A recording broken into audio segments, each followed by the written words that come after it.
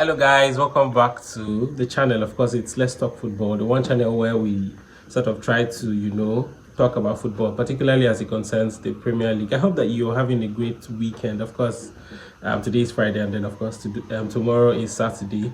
I know that for many of us, we can't wait for the weekend to really come around because it sort of gives us that opportunity to unwind, after a very long week, particularly as we are approaching the festive season, right? So tomorrow provides another opportunity for clubs to sort of bring in their best, as we continue to sort of await for the particular club that would win the Premier League this season. It's really tough.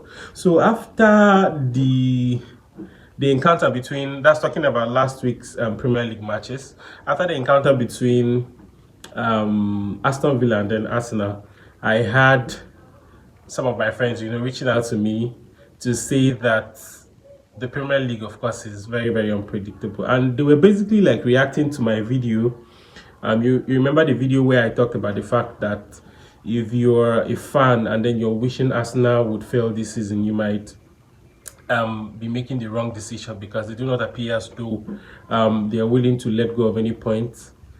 Fine, I completely understand that in the Premier League, you don't really get to predict what really happens. But the fact remains that, regardless of the fact that they lost, that match against Aston Villa, I think it ended 2-1 in favor of Aston Villa. The fact remains that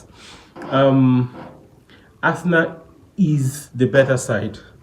Of course, in that same week, we saw Chelsea versus Leeds. I think that game ended, if I'm not mistaken, it ended 3-3.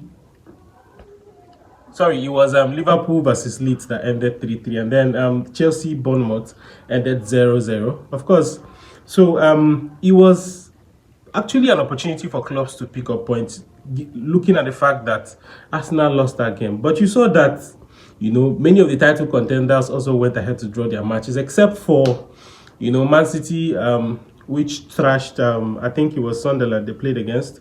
That game ended 3-0 in favor of Man City. And then, of course, Manchester United versus Wolves, that game ended 4-1 in favor of Manchester United. I expected Manchester United to really score more goals in that game because, come on, this season is not for Wolves at all. And to be very candid, I see them going back to the relegation. I'm sorry if that didn't come out well, particularly to their fans. But, come on, I think they have about just 2 points after how many games?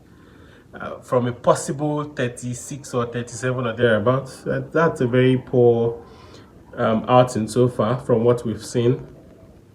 So I expected Manchester United to score like 6-7 goals, because if you watch that match, you can really tell that Manchester United had plenty of opportunities to put goals behind the Wolves goalkeeper, but as usual, they kept on missing chances. But thankfully, it ended 4-1, and that was a very big boost to Ruben Amorim, who has really been under intense pressure, and the players themselves, because of course we saw what he meant to them. The fact that they were full of celebrations, and then they sort of tried to reconnect with the fans, which is a very good development. But of course, we have another EPL on our hands. Of course, Manchester United is going to play Bournemouth, I think, on Monday. Yeah, so they're going to play Bournemouth, and then but tomorrow, Chelsea is playing Everton. That game starts at 4 p.m. Liverpool is playing Brighton. Wow, Liverpool. I don't really know what's happening. I watched that game against Leeds, and I didn't really know what to say, because Liverpool were winning. I think they were winning 2-0. And then before you knew what was happening, Leeds equalized, and then Liverpool made it 3-3. And then these guys came back, and then the game ended in a draw. It was a very disappointing encounter, really, because to be honest, I don't know what's happening to Liverpool, particularly around the issues with Mohamed Salah. I remember that they didn't travel with him to the Champions League 2 days ago. So I'm really wondering what the problem is. But these things are bound to happen. If it happens that the player is not really finding it funny anymore, to play for the club, or the club do not really see that he is, or think that he's a good fit for the club anymore, maybe given his age or the fact that he's underperforming. I mean, they can very peacefully part ways. I mean, we saw what happened during the situation with Sadio Mane, and the fact that he had to go to I'm trying to remember the club he went to, but of course, so it's bound to happen. I mean, if you are a player in a club and then you get to that point where you feel like it's beginning to look like your services are no longer required, I feel like, I mean, you should just very simply reach an agreement and then part ways. Because fine, Mohamed Salah is not really getting any younger, but we can't do away with the fact that he's someone who's really contributed very immensely to Liverpool. I mean, I remember that when Mane was about to leave, there were rumors of the fact that, okay, it's possible that Salah would leave as well, but he stayed back, and then, of course, he helped the club to win the Premier League I think last season or 2 seasons ago. But if he has suddenly run out of favor with the coach, then I mean, they should very peacefully part ways, instead of leaving him on the bench and traveling for competitions without really carrying the player. So talking about this EPL weekend, so like I said, Liverpool is playing Brighton, and then Burnley is playing Fulham, and then Arsenal, God, this one will end in like 6-0, 7-0. So Arsenal is playing Wolves. That game starts at 9 p.m.